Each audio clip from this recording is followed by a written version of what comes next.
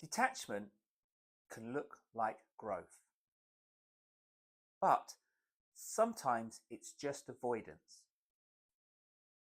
Something interesting is happening in modern spirituality. People talk a lot about presence, about awareness, about love and connection.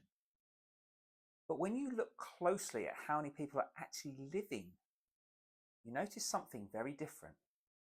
A lot of people in spiritual spaces are living very detached lives. They're usually alone, independent, self-contained.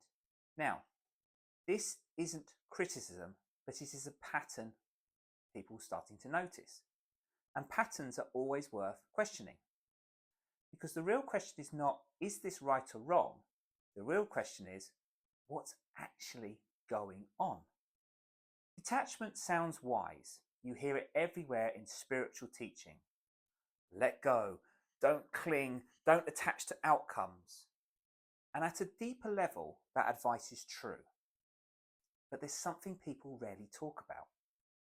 Detachment is very easy to misunderstand because there's a fine line between freedom and avoidance. And many people don't realize when they've crossed it. Real life is demanding. Relationships require effort. Family requires responsibility, and having children requires sacrifice. The real connection asks something from you. So sometimes, instead of engaging with that, people move towards environments where they don't have to. Solitude, self-focus, controlled routines, and they call that growth. But sometimes it's simply escape. Psychologists have a term for this. It's called spiritual bypassing. That's when people use spiritual ideas to avoid real emotional challenges. Instead of saying, I struggle with relationships, they say, I'm detached from them. Instead of saying, I find intimacy difficult, they say, I don't need that. And on the surface, that can sound very evolved. But often it's something else. It's protection. Spiritual environments are often very controlled. You control your time, you control your space, you control what enters your mind.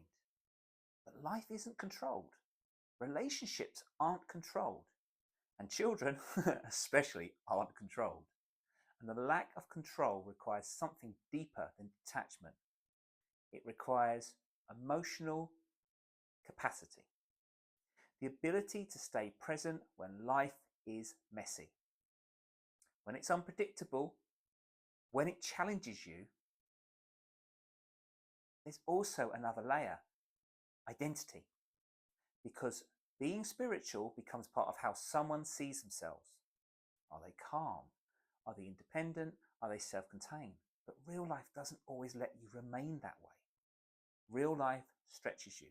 And sometimes, instead of allowing that challenge, people stay in environments where their identity remains comfortable, where they feel consistent, where they feel in control. Now, step back and look at the bigger picture here. If more and more people choose detachment over participation, isolation over connection, what actually happens?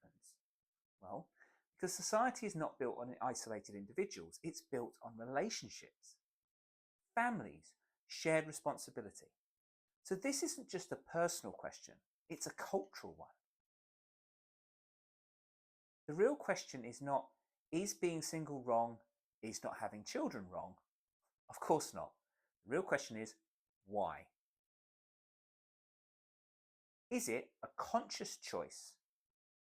Or is it avoidance, fear, protection of identity? Because those lead to very different lives. Real spirituality should bring you closer to life, not further away from it. It should deepen your ability to relate to people, not remove the need for them. And if your version of growth slowly leads to isolation, it may be worth asking yourself a very simple question. Am I evolving, or am I protecting myself? That's Sunday sermon.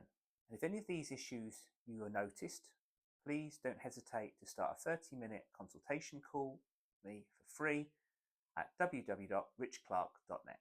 Speak to you soon.